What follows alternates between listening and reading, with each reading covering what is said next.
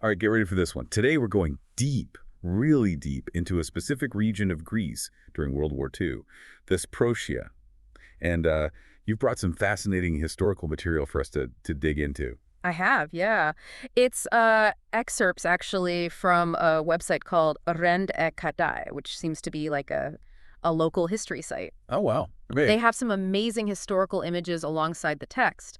But the text itself, it's originally in German, and it focuses on the period when Thesprotia was under the occupation of, well, first the Italians, then the Bulgarians, and then eventually the Germans. Wow, so we're talking about like firsthand accounts, right, of life under occupation. Exactly. That's what's so captivating about this. It's not just a broad overview, it's like these granular, localized experiences of people living through this tumultuous period. That's what I love about these deep dives. We get to like zoom in, really see how these global events impacted individual lives. And the website, you said it paints a really vivid picture of this Thesprotia before the war breaks out.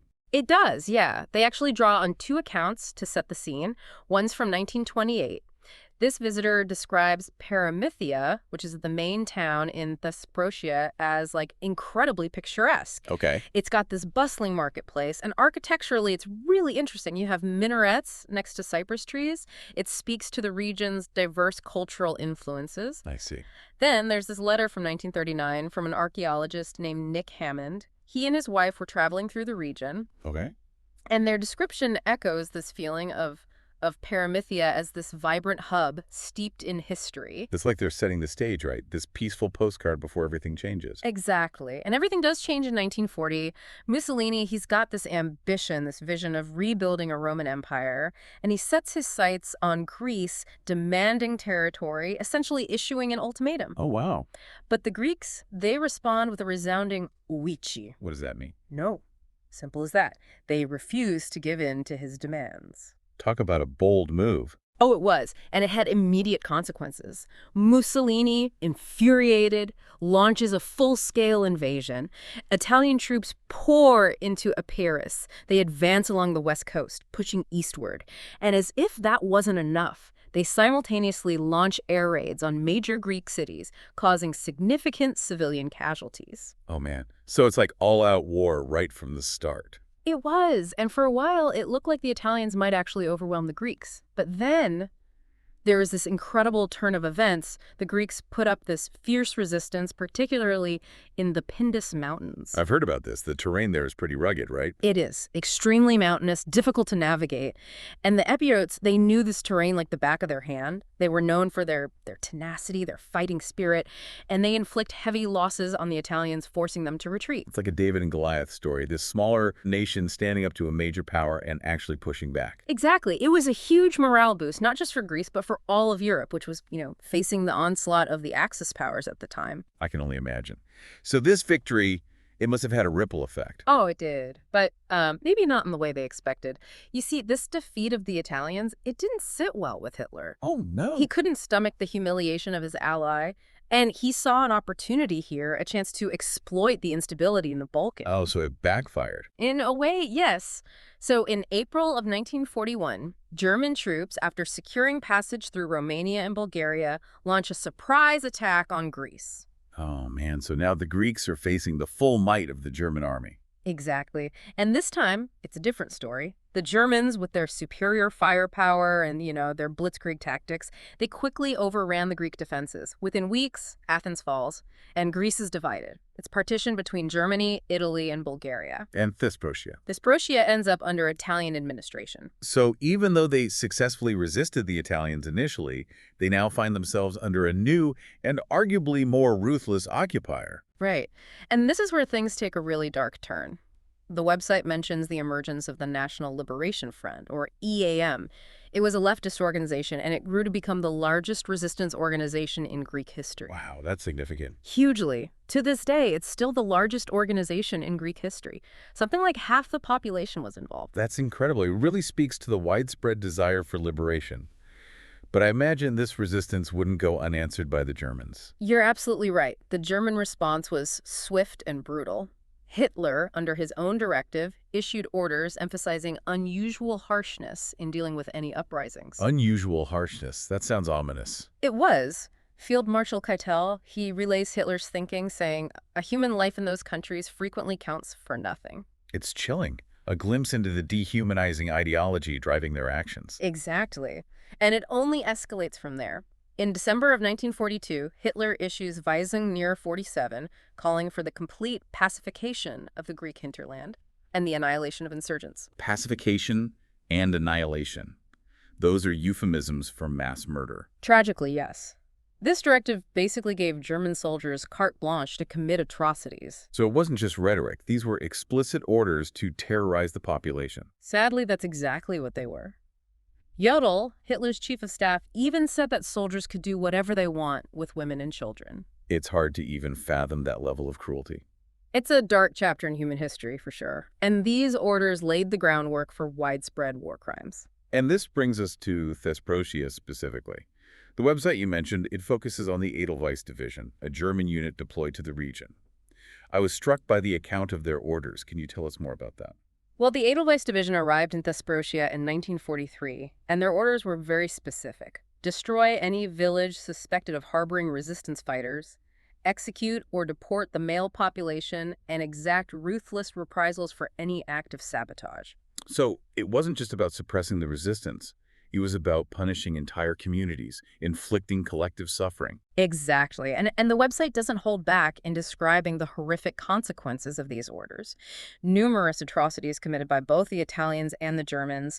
Entire villages were razed, people were rounded up and executed, and countless acts of brutality were carried out. It's hard to imagine the terror people must have felt living under that kind of threat. It must have been absolutely terrifying. The massacre at Camano on August 16, 1943, that one really stood out to me. 317 inhabitants, women, children, brutally murdered. It's hard to fathom that level of hatred, dehumanization. It's a stark reminder of the darkest aspects of human nature, isn't it? Yeah. How ideology and prejudice can be twisted to justify these unthinkable acts. And this wasn't an isolated incident, right? No, not at all. The website mentions another event just a month later, September 29th, 1943. 49 people executed in Paramythia. It seems like this was a pattern. I mean, the website mentions other massacres as well, Kalavrita, Dostomo, Karkolithos. It was systematic, a calculated strategy to crush any form of resistance and instill fear in the population. A reign of terror. Yes, exactly. And what's even more disturbing is that there were those who were collaborating with the Germans. Even they recognized the sheer scale of the devastation. Really? You mean like people within the puppet government? Yes. The website actually includes a letter sent by the Greek Prime Minister at the time, Georgios Solakoglu. Okay. He writes to the German military commander, expressing concern that under the guise of reprisals, the Germans are essentially carrying out the extermination of Greece. Wow, so even those in positions of power were acknowledging the brutality of what was happening. They were. Solakoglu even cites specific figures in this letter, Over 1,000 Greeks killed in Epirus in just 1 month, and over 100 villages destroyed since the arrival of the Germans. It's staggering. It is. And all of this was happening against the backdrop of immense suffering for the Greek people, widespread famine, economic collapse, the constant threat of violence. It's a truly dark chapter in history. But as we know, the war wasn't static. Things were changing on a global scale. In September 1943, Italy surrenders to the Allies and withdraws from the Axis powers. What impact did this have on the situation in Greece? It was a pivotal moment. For the Germans, it meant they needed a new strategy. They realized that brute force alone wouldn't be enough to quell the resistance. Okay, so what do they do? They shifted their focus. They started to concentrate more on political maneuvering, exploiting existing divisions within Greek society. What kind of divisions? Anti-communist sentiment, primarily. Oh, wow. So they're playing on existing fears and prejudices. Exactly. They realized they couldn't simply crush the resistance through violence. They needed to sow discord, undermine the unity that had fueled the resistance movement. So the Germans start pitting Greeks against each other. Tragically, yes. They encouraged anti-communist groups to abandon their fight against the occupiers and instead target their fellow Greeks, those who were communists or suspected of being communists. It's just so cynical, manipulating people's fears and ideologies for their own benefit. It's a classic example of divide and conquer. And what's especially disturbing is that we see Hitler himself laying the groundwork for the Greek Civil War, which would erupt just a few years later. In what way? The website mentions a directive from Hitler calling for a unified leadership against communism in the Southeast. So he's giving a green light to anti-communist forces, Yeah. essentially setting the stage for a future conflict. Exactly. He's planting the seeds of division that would continue to haunt Greece long after the war was over. And to make matters worse, the Germans were offering guarantees of safety and protection to those deemed enemies of communism. That's right. They essentially created a climate where violence against anyone suspected of communist sympathies was not only tolerated, but encouraged. Leading to A wave of brutal communist hunts was essentially a purge fueled by fear and manipulation. this whole period really underscores the dangers of propaganda and how easily it can be used to incite violence and division. It's a reminder to always be critical of the information we consume, to consider different perspectives, and to be wary of anyone who tries to oversimplify complex issues into an us versus them narrative. Absolutely. Those are lessons that are as relevant today as they were back then. So, with all this turmoil unfolding, how does the occupation finally come to an end? Well, it happens in a rather unique way, actually. As the war turns against the Axis powers, the Germans strike a deal with the British. A deal? Yes, an agreement for a smooth withdrawal from Greece. That sounds almost civilized, considering the brutality that preceded it. It does, but it wasn't without its complications. Mhm. The ELAS, the Greek People's Liberation Army, the military arm of the EAM, saw this agreement as a betrayal. They felt the British were siding with the Germans and undermining their efforts to liberate Greece. So even in the midst of liberation, there's this underlying tension, this sense of betrayal and conflicting agendas. Exactly. The ELAs continued to fight the retreating German forces, and tensions with the British-backed government grew. This would ultimately set the stage for the Greek Civil War, which would break out just a few years later. So even though the occupation was officially over, the seeds of another conflict had already been sown. That's right. And it's important to note that the liberation itself was not without its symbolism. The website describes the arrival of the Russian cruiser Avarov in Piraeus Harbor on October 18, 1944. What was the significance of that? The Avarov was undoubtedly a symbol of liberation. It represented the defeat of Nazi Germany and the end of a brutal occupation. But it also symbolized the growing influence of the Soviet Union in the region, which would play a major role in the Greek Civil War that was to come. It's like one chapter is closing and another, potentially even more turbulent one, is beginning. What was the ultimate cost of World War II for Greece, and specifically for Thesprotia? Well, the human toll was staggering. Over 16,000 Greeks were killed in battle, 70,000 were executed. And a horrifying 300,000 deaths are attributed to famine and hardship during the occupation. Those numbers are difficult to even process. The sheer scale of the suffering is unimaginable. It is, and it's not just about lives lost. The war left Greece in ruins. Over 1,700 villages were destroyed. Industries and infrastructure were in shambles, and vast swaths of farmland were ravaged. And how did this play out specifically in Thesprotia? Well, the website connects these national figures to the local level. They mention a prophecy by St. Cosmas, who foretold that after the end of Turkish rule, 1/3 of the population would leave, 1/3 would die, and 1/3 would be baptized. The chilling premonition. Indeed. And in Thesprotia, this prophecy seemed to manifest itself in the exodus of the Chem Albanians. They were a Muslim minority group, and they were expelled from the region. Many fled across the Kalamis River to what is now Albania. So even liberation didn't bring peace and unity to Thesprotia. Sadly, no.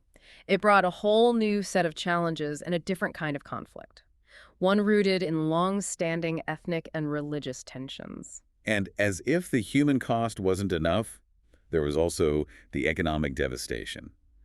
The website mentions the crippling hyperinflation that plagued Greece after the war. Yes, it was devastating. They give a stark example. The price of 3 pounds of bread went from 10 drachmas at the start of the Italian invasion to a staggering 34 million drachmas by the time the Germans withdrew. It's almost unfathomable. How do people even begin to rebuild their lives with that level of economic instability? It was an incredibly difficult time, no doubt. Trying to pick up the pieces, rebuild your life, your community, your entire nation with the currency practically worthless. It's a testament to the resilience of the Greek people that they were able to overcome these challenges. It really is, and I think that's one of the key takeaways from this deep dive into Thesprotia's experience during World War II. We've seen the devastating impact of occupation.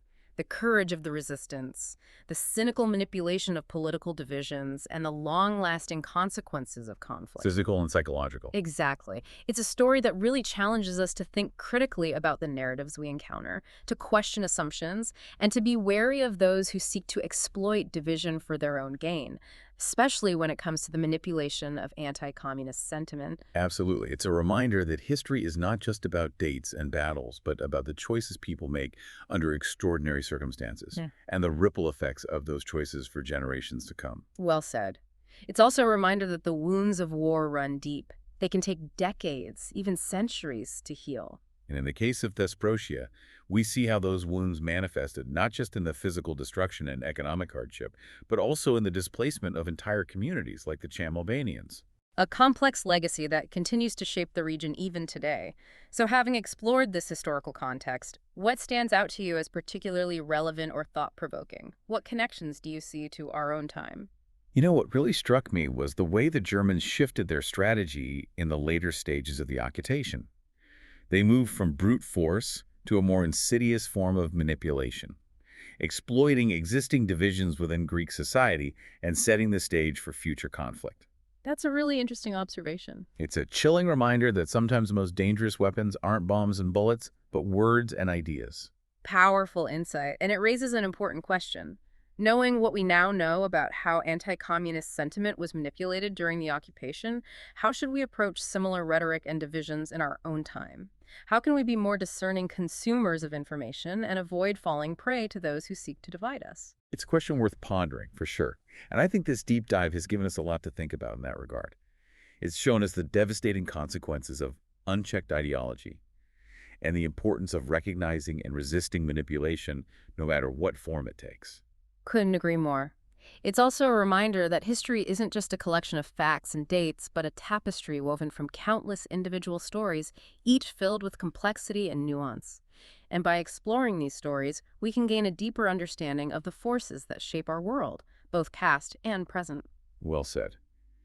If this deep dive into Thesprotia's wartime experience has piqued your interest, I encourage you to delve further into the history of Greece during World War II. There are so many stories waiting to be uncovered, so many perspectives to be explored. Perhaps you could seek out primary sources, read historical accounts, or even plan a visit to the region to connect with this history firsthand. And as you continue your exploration, keep in mind the questions we've raised today. How does the past inform our present? How can we learn from the mistakes of those who came before us? And how can we use our knowledge of history to build a more just and equitable future?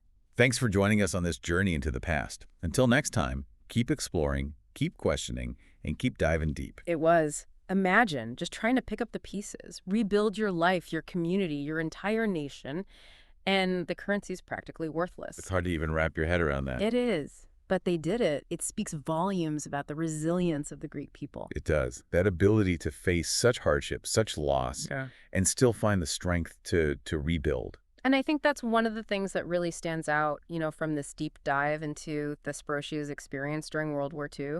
We see the devastating impact of the occupation, of course, the courage of the resistance, the cynical way political divisions were manipulated, and just the sheer long-lasting consequences of conflict. Physical, psychological, it touches everything. It makes you think, doesn't it, about the narratives we encounter today, and how important it is to question those assumptions, be wary of anyone trying to exploit those divisions for their own gain. It does. And the manipulation of anti-communist sentiment, that was a powerful tool back then, and it's still something we see today. It's a reminder that history isn't just dates and battles.